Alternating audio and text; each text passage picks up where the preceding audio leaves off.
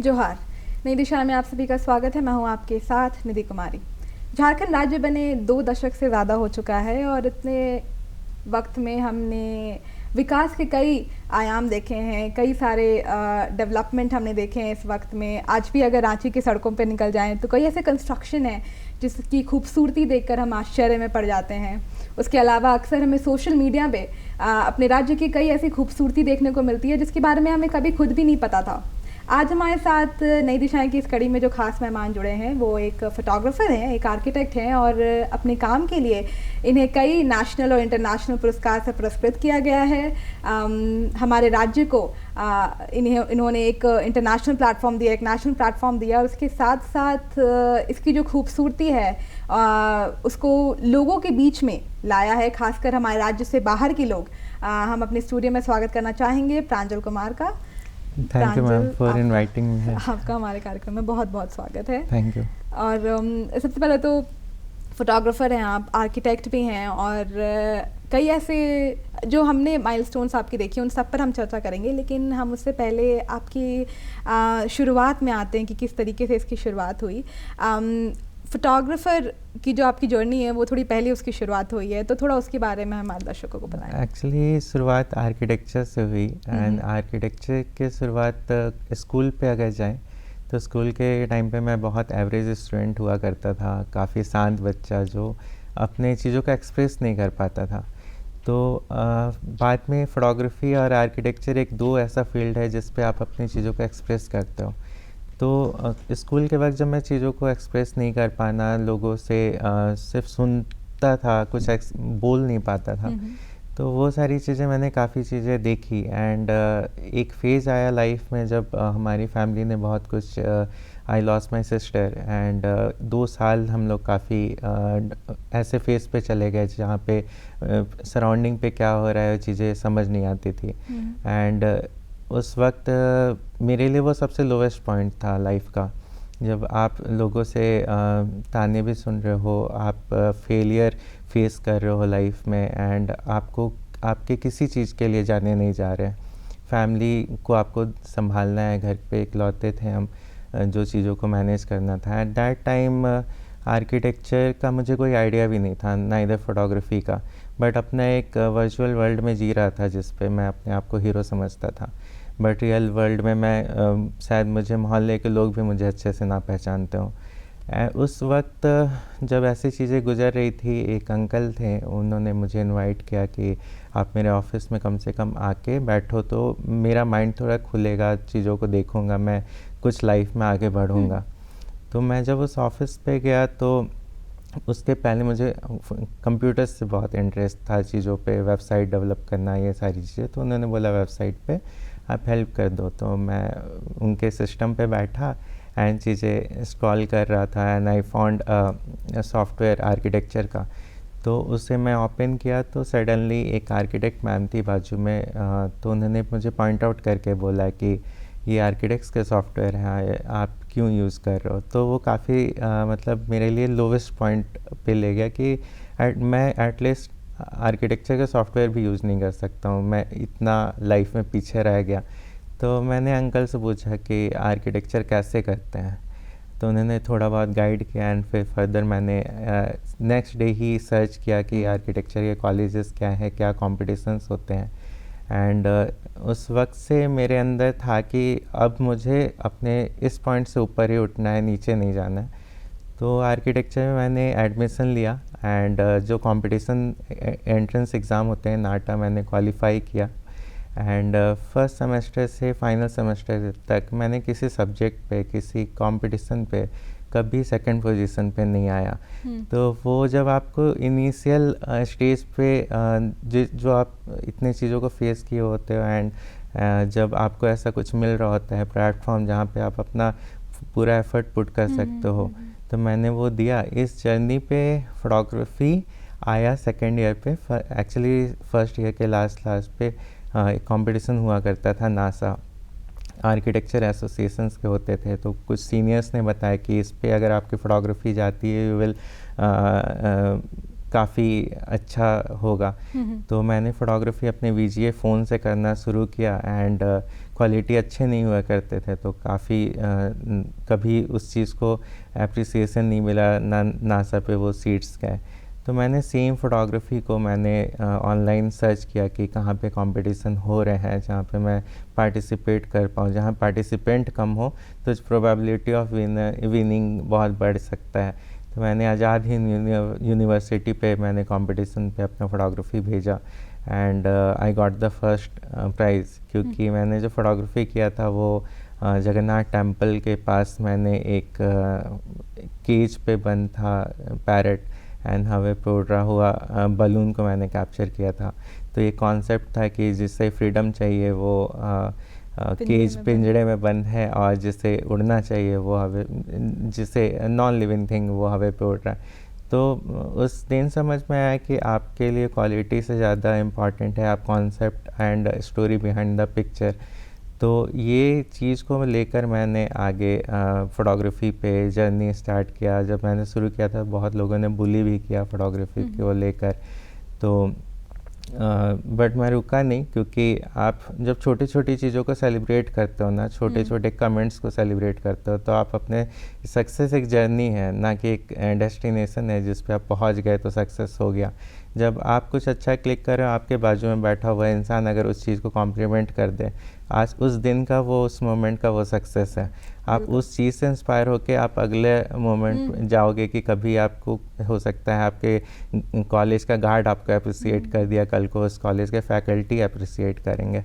तो इस तरीके से फ़ोटोग्राफ़ी मेरा बढ़ा, क्योंकि नेगेटिव चीज़ों को मैं हमेशा साइड रखा, जो नेगेटिव कमेंट्स को उसको मैंने रखा याद करके कि ये भी हुआ था कि स्कूप आप खुद में एक वो नहीं बन सकते हो कि हाँ मैं सब कुछ जानता हूँ, मैं सब कुछ सीख लिया। वो भी ज़रूरी है कि आप नेगेटिविटी रिव्यूज़ को, क्रिटिक्स सुनो, बट हाँ जो पॉजिटिव है उसे सेलिब्रेट करो और बढ़ते जाओ।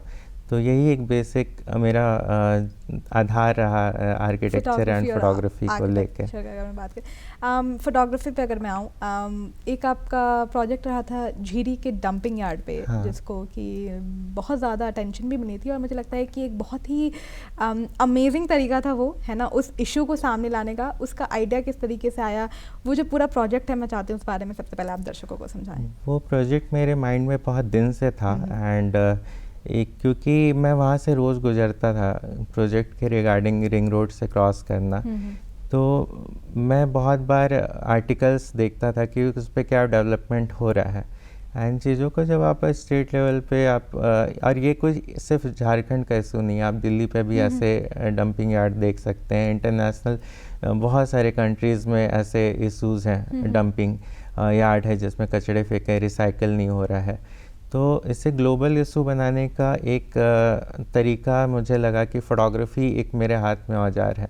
मतलब आप कारपेंटर से अगर आप बोलिएगा कि आप कुछ लिखो तो वो अपना कटिंग मशीन ही निकालेगा या पेंसिल निकालेगा, तो जिसका जो हुनर है वो उस तरीके से ही उस चीज़ को टैकल कर सकता है। तो मेरे हाथ में आर्किटेक्चर एंड फोटोग्राफी था। आर्किटेक्चर से मैं वैसा कुछ उस चीज़ को इशू उठा नहीं सकता था, तो मैंने फ़ोटोग्राफी चुना। तो उस पे अब था कि मैं ऐसा क्या तरीका चुनूँ कि एक्चुअली लोग हाईलाइट हो पाएगा। मैं अगर सिर्फ कचड़े का फ़ोटो अपलोड करूँगा तो लोग रोज़ देख रहे हैं। तो एक चैलेंज मेरे लिए जितना था उससे ज़्यादा जिस मॉडल ने वहाँ पे वॉक करने का हिम्मत रखा, मैं उससे अप्रिसिएट करूँगा। तो मैं वहाँ पे हिम्मत नहीं होती थी किसी को से पूछने का कि आप इस जगह पे शूट करने के लिए चलोगे, क्योंकि कुछ लोग ऑफेंस ले लेंगे कि आप कैसे सोच सकते हो कि मैं यहाँ पे रुक भी पाऊँ। तो मैं वहाँ पे ना सभी को शूट के बाद एक बार राउंड ऐसे ड्राइव पे ले जाता था एंड मैं पूछता था कि यहाँ पे मेरा ऐसा कुछ कॉन्सेप्ट है शूट करने का। तो एक मॉडल सुरभि ने मुझे बोला कि I am ready for that, तो मैंने दैट्स गुड, तो करते हैं इस पर। फिर फाइनली हमने बारिश के वक्त पे वो चीज़ें हुई, उन्हें पुणे निकलना था अपने फर्दर स्टडीज़ के लिए, तो टाइम नहीं था। तो बारिश के वक्त पे वो चीज़ गीला हो चुका था, कचड़ा डंपिंग यार्ड पूरा 1-1 फीट पूरा फ्लोटिंग कचड़ा था and Covid just second wave ख़त्म हुआ था। कोविड के सारे पीपीपी किट हो गए, ये सारी चीज़ें फेंकी हुई थी। तो वहाँ पे रुके हम लोग शूट करना स्टार्ट करने के लिए। जब जा रहे थे वहाँ हमने हर तरीके के कचड़े देखे, मतलब आपकी ये एनिमल के डेड बॉडीज़ थे, कुछ भी डंप किया हुआ था। और स्मेल ऐसा था कि आप बेयर नहीं कर पाओगे, 5 मिनट से ज़्यादा वहाँ रहना बहुत मुश्किल था। लोग क्रॉस होने में अपने विंडो बंद कर देते हैं। फिर हम लोग वहाँ पे गए, ऊपर पे जाके सूट बिल्कुल सेंटर पे गए, जहाँ पे पैर काफ़ी अंदर तक हमारा कचड़े पे भी गया था। सिरिंज फेंके हुए थे, कोविड के मास्क फेंके हुए थे, पता नहीं क्या क्या चीज़ें थी। एंड फिर हमने उसे शूट किया एंड हमारा था कि अब इस चीज़ को पब्लिश किस वे पे करेंगे। तो हमने एक हैशटैग शुरू किया कि वर्ल्ड इन्वायरमेंटल फोटोग्राफी कंपटीशन हो रहा था, जो इंटरनेशनली होता है एंड हर साल होता है। ये बहुत बड़ा कंपटीशन है। तो हमने वो एक मेजर पॉइंट था कि हमें किसी सरकार से या किसी इंडिविजुअल से लड़ाई नहीं है, ये नेशनल इशू है एंड ये ग्लोबल क्लाइमेटिक चेंज हो गया, कचरे को रिसाइकिल करना is a big issue.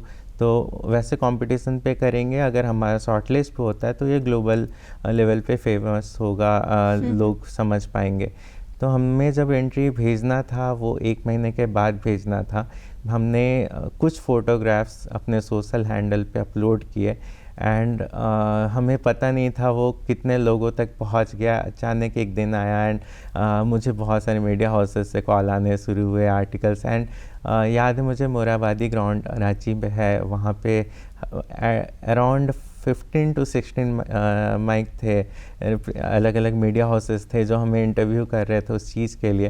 And जो हमारा गोल था वो हमें लग रहा था वो कहीं डाइवर्ट ना हो जाए, कि हमारा गोल किसी को पॉइंट आउट करना नहीं, एक सभी को अवेयरनेस दिलाना है कि आप अपने घर से ही गीला कचरा सूखा कचरा अगर अलग करते हैं तो आपके घर से हर एक इंसान कंट्रीब्यूट कर सकता है चीज़ों को करने का। हर इंडिविजुअल कहीं ना कहीं उसके लिए रिस्पॉन्सिबल। हाँ, तो वो चीज़ें हमने मैसेज दिए एंड वो काफ़ी फेमस हुआ, एक फैशन के वर्ल्ड पे भी फेमस हुआ कि इस तरीके के चीज़ें लोग कर रहे हैं एंड ये एक ट्रेंड बना।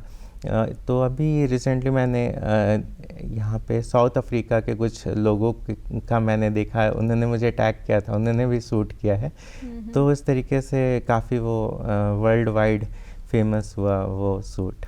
बिल्कुल, और ये काफ़ी कमाल की बात है कि आपकी जो हम जब भी ऐसी कुछ कोशिश करते हैं तो किस तरीके से ना सिर्फ आपके आसपास के लोगों को वो अफेक्ट करती है, बल्कि वर्ल्ड वाइड जो लोग हैं ना वो उसको देख पाते हैं, उससे अफेक्ट हो पाते हैं। और जहाँ तक वाकई डंप की अगर हम बात करें, कचरे की बात करें, तो जो बेसिक नॉलेज है कि किस तरीके से सूखा कचरा गीला कचरा सेपरेट करना है, प्लास्टिक्स को अलग रखना है, ये बेसिक नॉलेज है जो अभी भी कितने ऐसे लोग हैं जो समझ नहीं पाते हैं, या कई बार हम खुद ही वो चीज़ें कैरी नहीं कर पाते। लेकिन जब क्लाइमेट चेंज की बात हो रही है तो वाकई ये इस पे रिस्पॉन्सिबिलिटी सबकी दिखानी बहुत ही ज़रूरी है। और कहीं ना कहीं ये जो इनिशिएटिव था, मुझे लगता है कि ये एक रिमाइंडर रहा लोगों के लिए, है ना, कि हम जो बस एक बार हमारे घर से जो कचरा चला गया, इसका मतलब ये नहीं कि वो गायब हो गया, बल्कि वो हमारे ही राज्य में डंप हो रहा है कहीं ना कहीं, और हमारे लिए काफ़ी हेल्थ हज़ार्ड है अगर देखा जाए तो।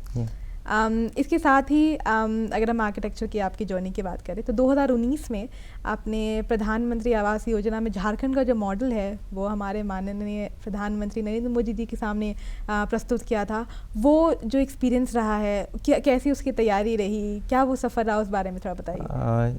बहुत प्रिडिक्टेड नहीं था कि मुझे वहाँ जाना होगा या ऐसा कुछ होगा। All of sudden I got opportunity कि मुझे मॉडल भी बनाना है। मैंने प्लानिंग पे था उस प्रोजेक्ट पे, मैंने रात भर जग के, हमारी टीम ने सबने मेहनत करके वो मॉडल बनाया। मुझे पता चला कि मुझे प्रेजेंटेशन भी देने हैं, तो रात पे हमने कंप्लीट किया। अगले दिन शाम में प्रेजेंटेशन का मॉडल पहुंच जाना था। हमने का कैब बुक किया एंड हम लोग दिल्ली के लिए निकल गए बिना रुके। जब हम लोग पहुँचे ना, एक इंटरेस्टिंग पार्ट इस पे ये है कि हम लोग रांची से जब कहीं दूसरे स्टेट पे जाते तो हमारा कॉन्फिडेंस थोड़ा सा नीचे चला जाता है कि हम लोग रांची से आए हैं, नए जगह पे नए लोग होंगे। बट हमारे लोग हमारे झारखंड के लोग ना हर जगह हैं। हाँ, इंटरेस्टिंग बात ये हुआ, जब मैं वहाँ पहुँचा तो काफ़ी लेट हो गया था, 8 बज गए थे एंड एंट्री अलाउ नहीं था विज्ञान भवन पे। बट बहुत मैंने रिक्वेस्ट किया गार्ड से कि हमें अलाउ कीजिए, मॉडल रख देंगे, बस रखना था। बट उन्होंने प्रोटोकॉल बहुत स्ट्रिक्टली फॉलो किया। फिर थोड़ा मैंने कन्वर्सेशन उनसे बढ़ाया तो उन्होंने पूछा कि आप कहाँ से आए हो, तो मैंने बोला झारखंड से। फिर उन्होंने पूछा कौन से सिटी से, रांची में कहाँ, तो मुझे पता चला वो जो गार्ड थे वो भी रांची के थे। तो उन्होंने थोड़ा फेवर किया एंड उन्होंने फिर पूछा हायर अथॉरिटी के अलाउ करे, तो उन्होंने फिर अलाउ कर दिया। तो ये फिर मुझे लगा कि काफ़ी अच्छा है कि हमारे लोग ऐसे, डेस्टिनी थी।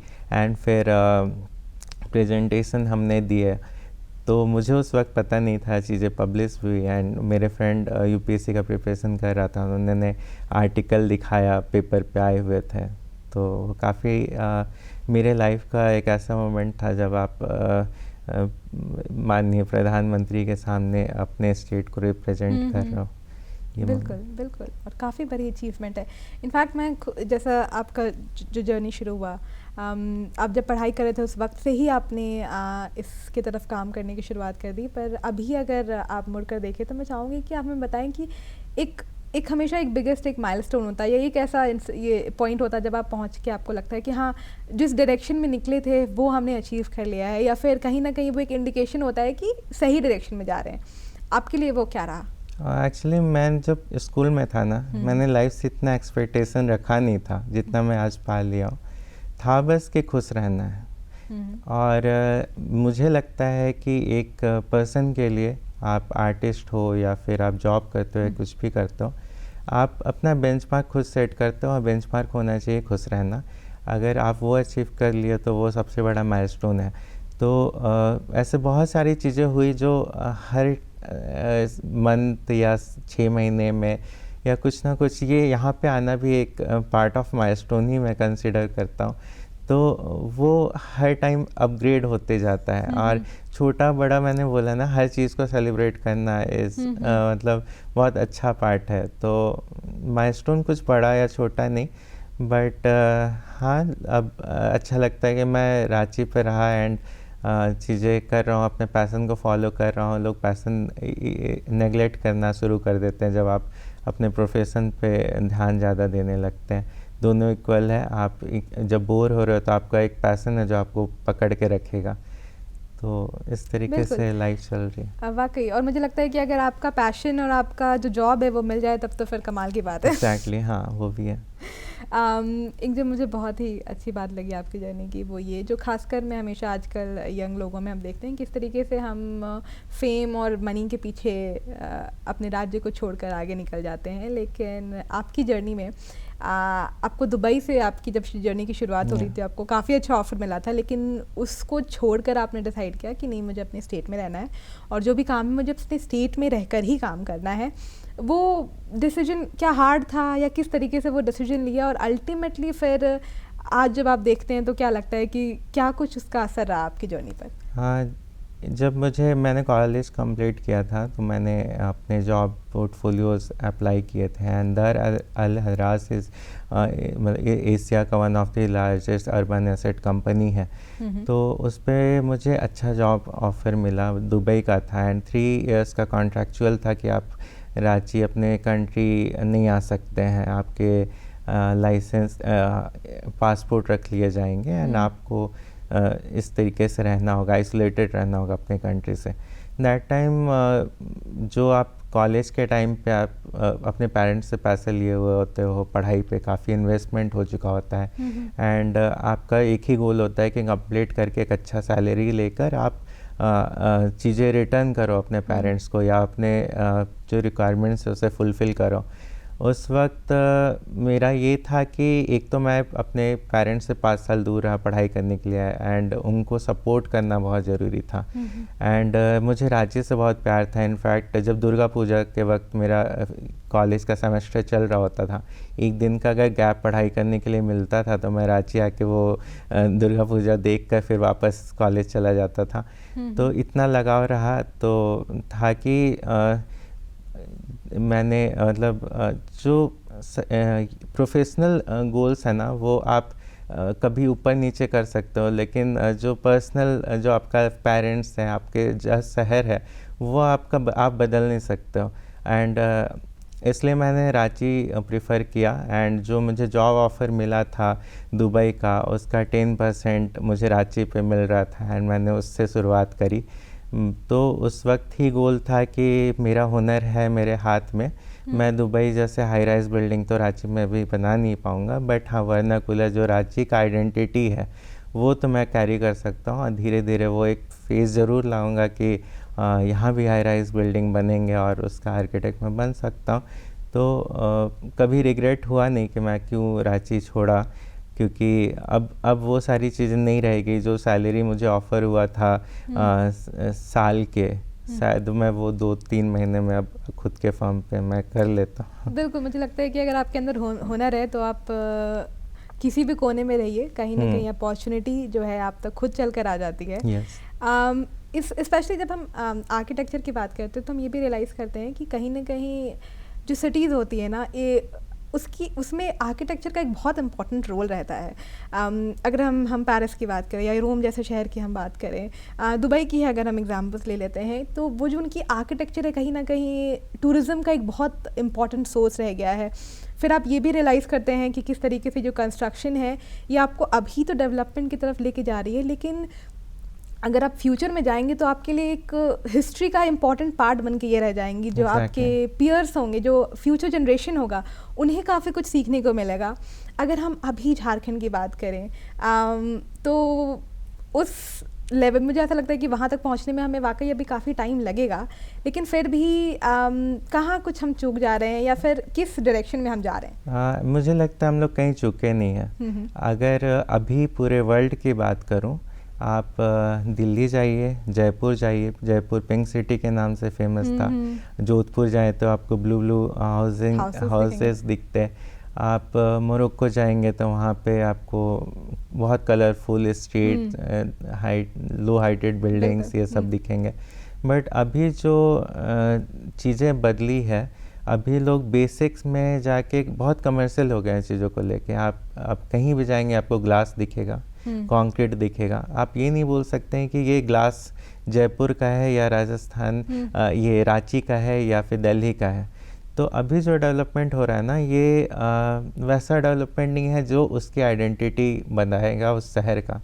तो हमारे रांची का, हमारे झारखंड का जो है वो यहाँ का वर्नाकुलर आर्किटेक्चर, आप कोर्टयार्ड होता था, आंगन होता था, लोग खेलते थे, अभी वो चीज़ें गायब हो रही है। हमारा रांची, हमारा झारखंड का आइडेंटिटी गायब हो रहा है। ये हर सिटी, हर शहर के साथ यही प्रॉब्लम हो रहा है। तो हम लोग को ये टेंडेंसी नहीं होना चाहिए कि हाई राइज बिल्डिंग और बड़े बड़े बिल्डिंग्स एंड बहुत चार्मिंग कुछ ऐसा आई कैचिंग बिल्डिंग बन जाना चाहिए।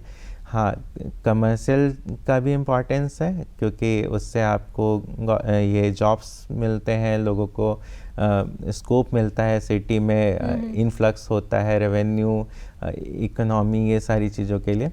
बट एज एन आर्किटेक्ट आप अपना खुद का घर भी बना रहे हैं तो कुछ चीज़ें ऐसा ज़रूर ऐड कीजिए जो झारखंड को रिप्रेजेंट करता हो। एक बिल्डिंग भी बन रहा है तो उस पर कुछ चीज़ें ऐसे ऐड करनी चाहिए जो हाँ पता चले कि ये झारखंड का है। तो हम लोग, मुझे नहीं लगता हम लोग कहीं चूक रहे हैं। हम लोग एक अपने रफ्तार से बढ़ रहे हैं और हमारा जो झारखंड का आइडेंटिटी है, अच्छा क्लाइमेट, रांची का अगर मैं बात करूँ, क्लाइमेट यहाँ पे जब बारिश होती है तो एक अलग कुछ माहौल होता है। पतरातू अब चले जाइए, लोग घूमने जाते हैं ड्राइव पे, और वहाँ हर जगह बिल्डिंग्स बन जाएंगे ना। आप हिमाचल जाइएगा, जब बर्फ़ नहीं गिर रही होती है तो आप धर्मशाला जाइए या शिमला जाइए या मनाली जाइए, आपको हिल्स पे घर सेम दिखेंगे ऑलमोस्ट। आप ज़्यादा आइडेंटिफाई नहीं कर पाते हैं कि मैं कुछ अलग जगह आ गया। तो वैसा ना हो कि हर जगह आप चीज़ों को होटल्स में बदल दें और बड़े बड़े रिजॉर्ट पे बदल दें। ऐसा जगह होना चाहिए जहाँ बैठे तो आप चिल्लाएं तो आपका आवाज़ गूंज के वापस आए। तो वो हमारा झारखंड है। जब ढोलक का नगाड़ा ये सब बजता है, लोग अखड़ा में डांस करते हैं, तो वो चार्म वही होगा जो आप शिल्पग्राम जाएंगे उदयपुर, वहाँ शिल्पग्राम में एक फेस्ट होता है जब ट्राइबल लोग अपना डांस करते हैं शाम के वक्त। वो सबसे बड़ा चार्म है पूरे सिटी का, ना कि आपका जल ये है ना ताज होटल जो पानी के बीचों बीच, आप वहाँ भी बैठ के वो चीज़ एंजॉय नहीं कर सकते हैं जो उस शिल्पग्राम में आप एंजॉय करते हैं। फ्रांसिस, एक जो बहुत ही इम्पॉर्टेंट लेसन जो हम आपकी जर्नी से ले सकते हैं कि इट डजेंट मैटर कि आपका टाइम कितना भी टफ हो या आप लाइफ में कितना भी लो फील करें, अगर आपने गिव अप नहीं किया है ना, और अगर आपके अंदर वो डिटर्मिनेशन है कि हमें अपने पैशन को फॉलो करना है या लाइफ में कुछ करके दिखाना है, तो कहीं ना कहीं थोड़ा देर भले लगेगा पर अल्टीमेटली आप वहाँ तक पहुँच जाएंगे। वैसे यंगस्टर्स जो आपको देख रहे हैं अभी, जिनके माइंड में भी कभी वो डाउट रहता है, बिकॉज हम जानते हैं कि स्कूल्स जो है ना वो काफ़ी टफ़ होता है बच्चों के लिए हर तरफ से, आपकी खुद के लिए वो जर्नी थोड़ा टफ रहा था, तो वैसे लोगों को आप क्या मैसेज देंगे? खुद के नज़र पे हमेशा ऊपर रखना है खुद को, और अपने पैशन को फॉलो करना बहुत ज़रूरी है। आप जो चीज़ भी कर रहे हैं, अगर आप उस चीज़ से आपको खुशी मिलता है, आप कोई भी चीज़ हो, आप पेयर प्रेशर में नहीं जाएंगे कि आपके पेरेंट्स या आपके फ्रेंड्स इंजीनियरिंग कर रहे हैं तो आपको वही करना है, या आज मुझे सुनकर आर्किटेक्चर या फोटोग्राफी कर रहे हैं तो आप उससे इंस्पायर हो जाए। आप अपने अंदर देखिए कि आप में क्या हुनर है और आप क्या कर सकते हैं। हर किसी के अंदर होता है। बिल्कुल, सबकी और अपनी मैंने capability। बहुत लोगों को ये बताया है एंड उन्होंने ये आंसर दिया कि नहीं, मैं तो ऐसा कुछ नहीं करती हूँ या करता हूँ कि मुझे फोटोग्राफी में, मुझे सिंगिंग में भी कोई इंटरेस्ट नहीं है, मुझे सोने में इंटरेस्ट है। बट मेरे अंदर फोटोग्राफी या आर्किटेक्चर ऐसे नहीं था कि बचपन से था।